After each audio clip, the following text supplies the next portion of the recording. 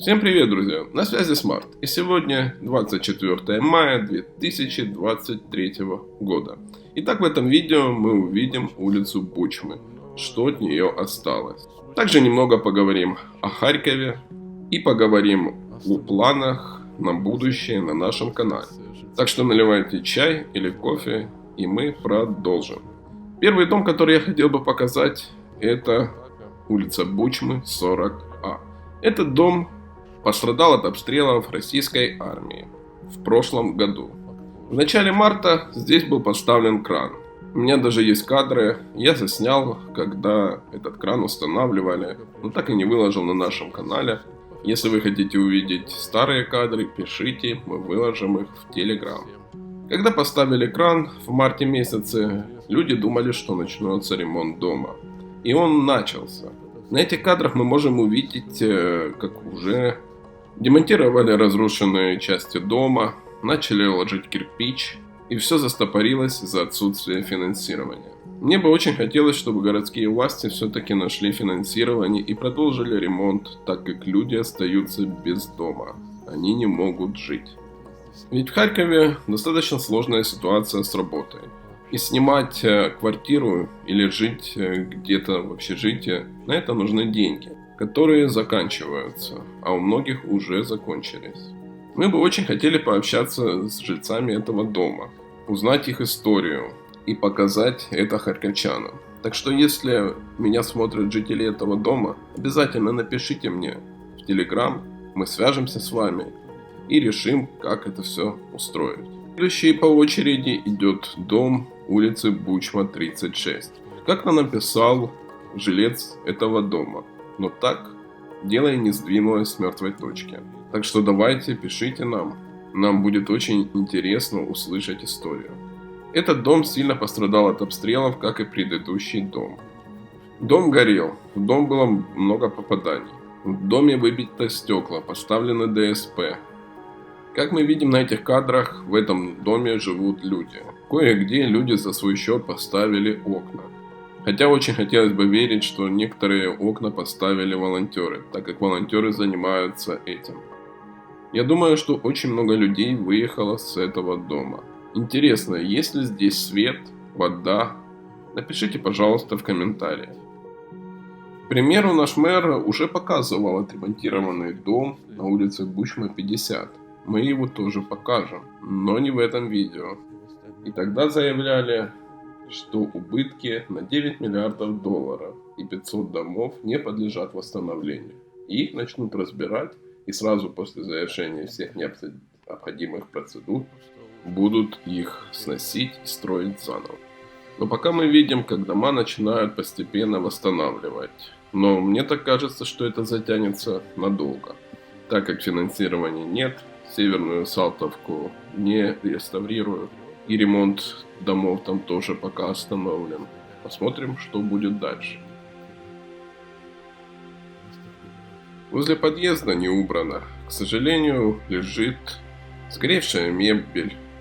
К сожалению, люди лишились всего. Мы такое уже видели на Северной Салтовке. Очень больно смотреть на такое и понимать, что люди потеряли не только квартиру, но и все имущество, которое нажили за свою жизнь. Горсовет заявил, что е-відновлення стартовало в Харькове, и каждый, кто пострадал от войны, может подать заявку на компенсацию поврежденного жилья. В субботу, когда мы были на улице Метростроителей 4, в беседе с людьми мы затронули этот вопрос. И люди нам объяснили, что это не так просто, что нужны документы на квартиру. На получение компенсации влияет то, что квартира приватизирована или нет. Напишите, пожалуйста, в комментариях, кто-то получил уже компенсацию от государства и какую сумму получил за свое жилье. И если вы получили эти деньги, то напишите, пожалуйста, что для этого нужно. А мы расскажем об этом людям, так как им необходима любая помощь. Давайте поговорим, что же произошло интересного в Харькове. Постепенно жизнь в Харькове, конечно же, возвращается. Практически каждый день в городе и на окружной ходят ДТП. Несмотря на то, что включили светофоры, ДТП все-таки никуда не делись. В Харькове возобновили работу несколько ЦНАПов, в которых нельзя было подать документы на паспорт или биометрический паспорт. Надеюсь, теперь станет гораздо проще получить паспорт для жителей города Харьков, так как весной это было сделать сложно. Очень сложно зарегистрироваться, очень сложно попасть в ЦНАП. Без регистрации с тобой никто не хочет разговаривать. Парк Фельдмана готовится к открытию. Уже через неделю парк Фельдмана откроет двери для посетителей. По данным парка Фельдмана, от боевых действий, которые происходили за городом, погибло около 300 животных. Часть животных вывозили, погибли волонтеры. Волонтеры такие же герои, как и наши солдаты ВСУ. На улице Плехановская, 126, волонтерское пространство Repair Hub. В нем можно бесплатно арендовать инструменты и материалы для ремонта и восстановления помещений. Repair Hub работает ежедневно с 10 до 18:00. Ну а теперь мы поговорим о нашем канале. Мы продолжим снимать Северную Салтовку. Очень хотели бы снимать и дома на улице Бучмы. Впереди у нас большие планы. Как и сейчас, так и после войны будет много страшных историй, которые должны знать люди. На этой неделе мы снимем еще несколько домов. Я очень надеюсь, что люди еще будут обращаться к нам, и мы будем продолжать делать видео, так как харьковчане должны знать правду, что происходит на Северной Салтовке сейчас. Также я обращаюсь к зрителям нашего канала. Я рекомендую вам перейти на наш канал и посмотреть видео о Северной Салтовке. Истории ужасные, истории страшные. Когда мы делаем это видео и снимаем эти кадры, очень жаль людей, что они попали в такую ситуацию. И мы очень хотим, чтобы ситуация изменилась, чтобы люди вернулись домой, чтобы их дома были отремонтированы.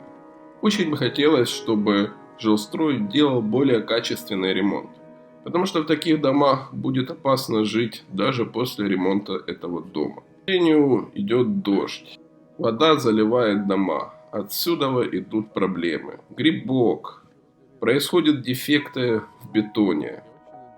Друзья, на этом у меня все. Подписывайтесь на наш канал, ставьте палец вверх над этим видео. Впереди будет много интересных видео и сюжетов. Оставайтесь с нами, мы очень ценим вас. Всем спасибо, всем пока, до новых встреч, друзья.